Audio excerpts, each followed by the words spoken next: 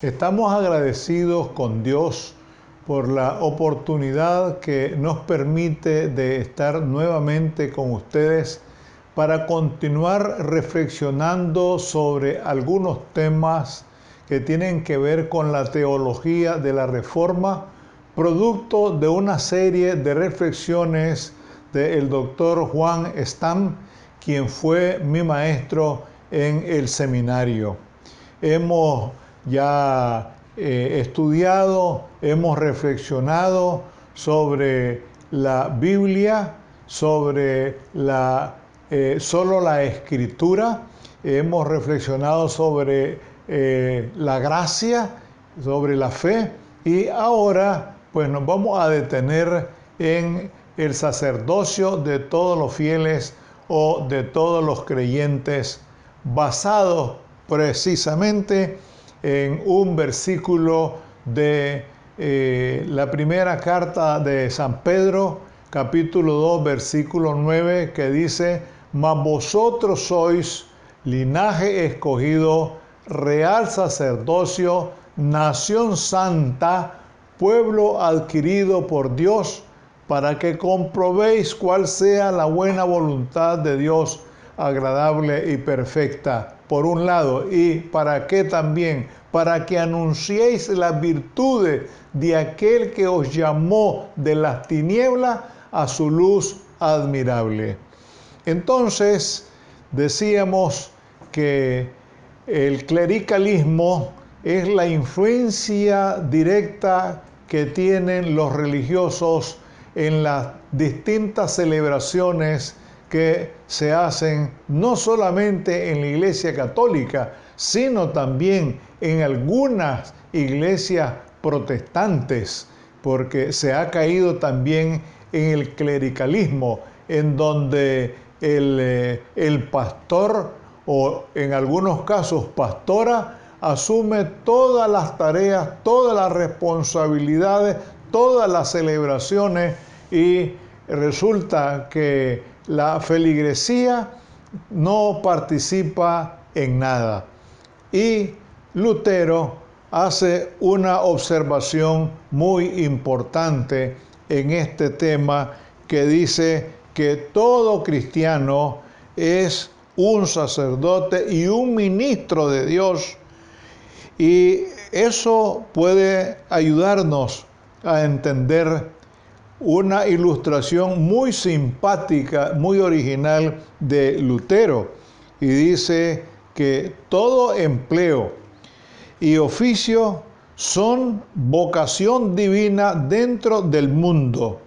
Por ejemplo, una lechera, dice, puede ordeñar la vaca para gloria de Dios, dice Lutero.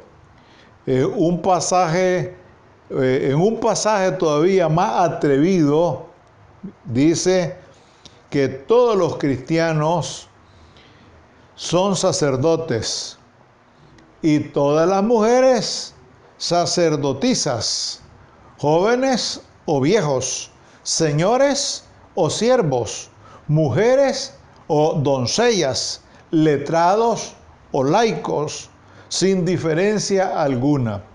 Entonces esto ya plantea las cosas de una manera completamente diferente a lo que de manera muy particular se practicaba en la Edad Media.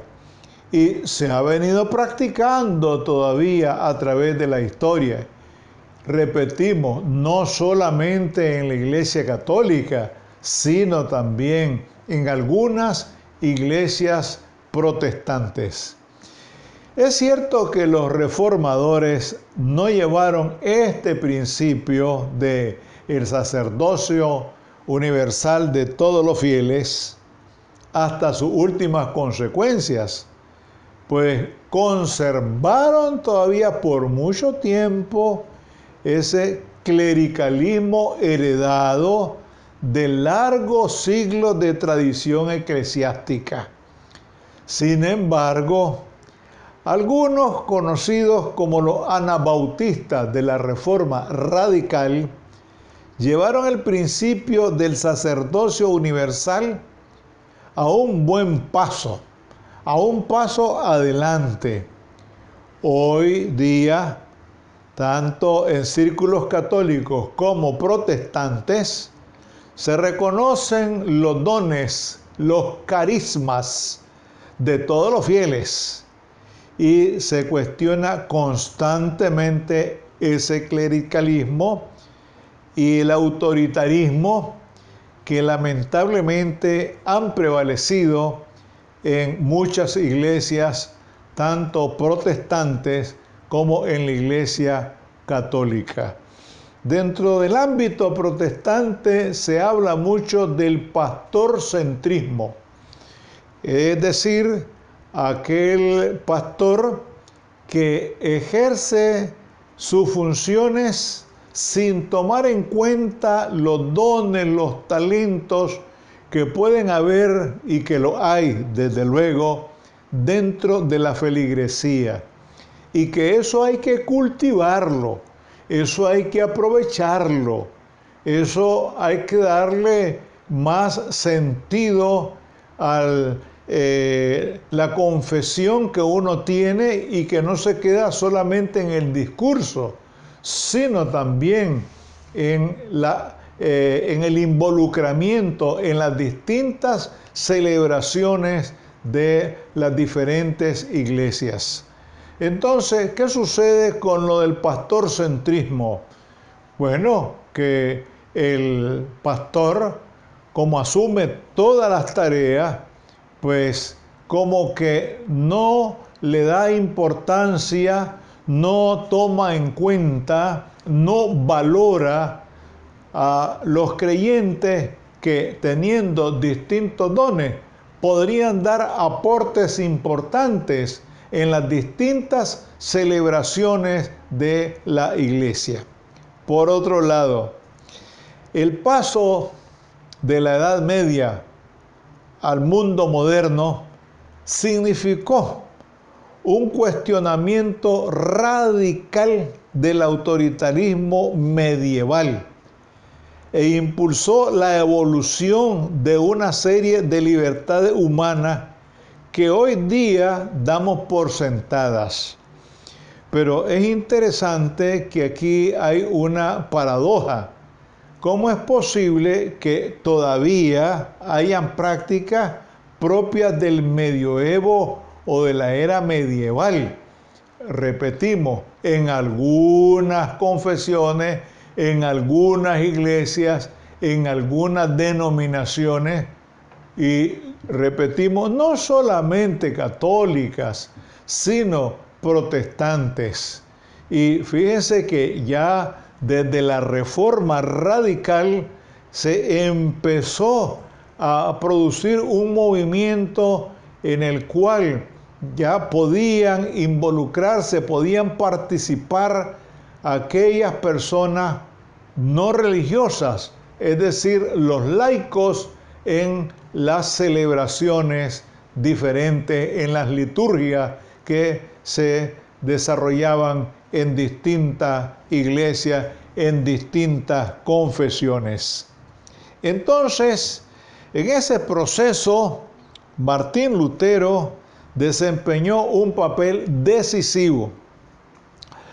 Su mensaje de gracia evangélica nos libera del legalismo, lo que se conoce como el autoritarismo ético.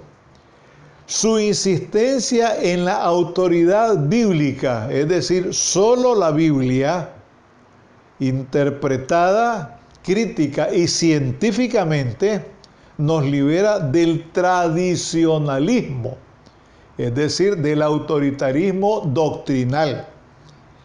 Su enseñanza del sacerdocio universal de todos los creyentes o de todos los fieles comenzó a liberarnos también del clericalismo que se podía considerar como el autoritarismo eclesiástico. Y decíamos que en algunos pasajes de las Sagradas Escrituras nos señala algo que podemos darle mayor importancia a lo que ha señalado y señala Lutero, porque aquí en Apocalipsis capítulo 1, versículo 6, nosotros leemos lo siguiente, y dice de la siguiente manera: y nos hizo reyes y sacerdotes para Dios su Padre.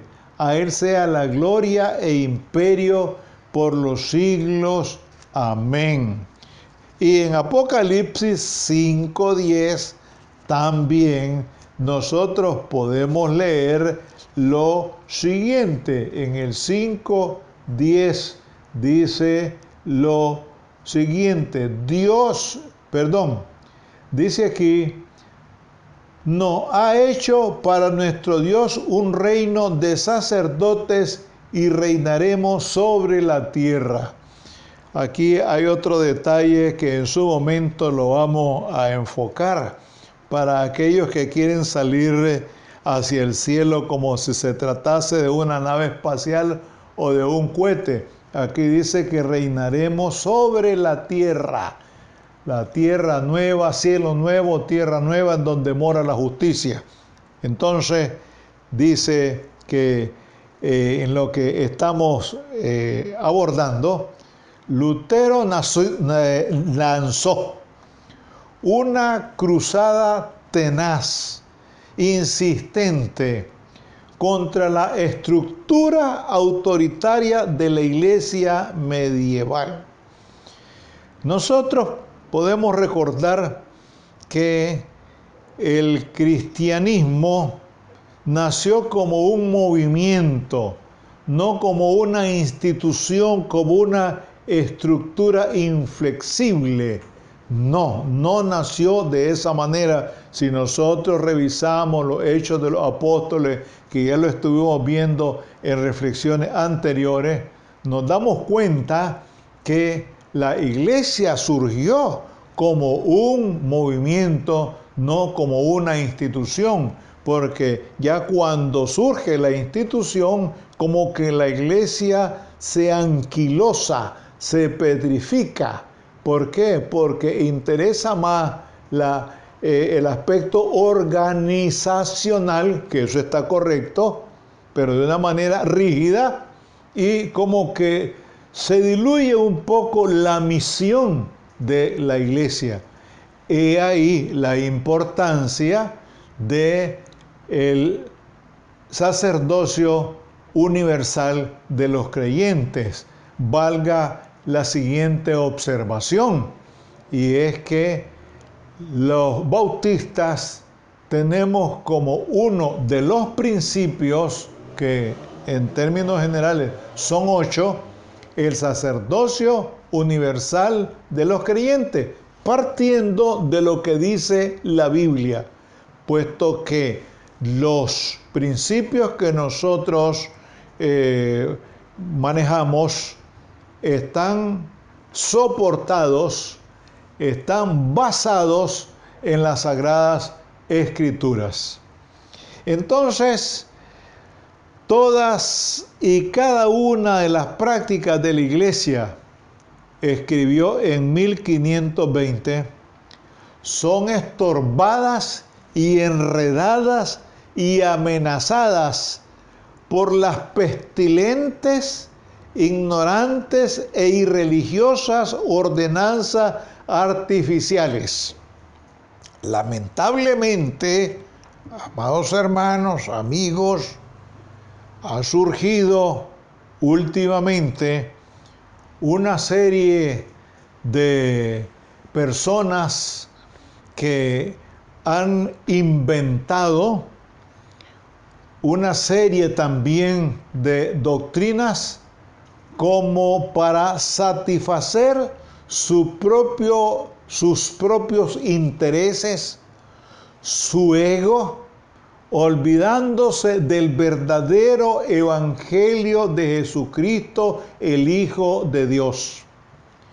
Y lo más triste aún es que se han vuelto, diríamos, usando un término un poco desagradables, se han vuelto embusteros.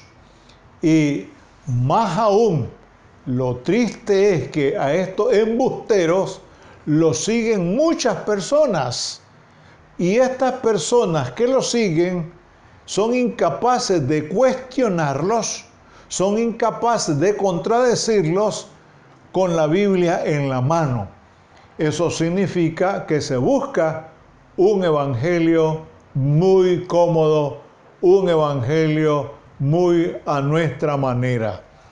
Entonces, no hay esperanza de cura a menos que todas las leyes hechas por el hombre, cualquiera que sea su duración, sean derogadas para siempre. Cuando hayamos recobrado la libertad del evangelio, debemos juzgar y gobernar de acuerdo con él en todos los aspectos.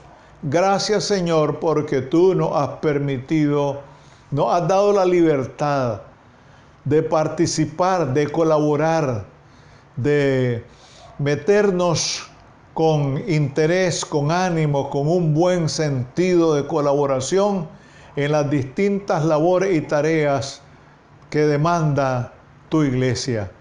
Permite, Padre, que cada día podamos involucrarnos más, podamos envolvernos más en todas las actividades que están encaminadas a fortalecer y a establecer el reino de Dios en esta tierra. Oramos en el sagrado nombre de Jesús, tu Hijo amado. Amén.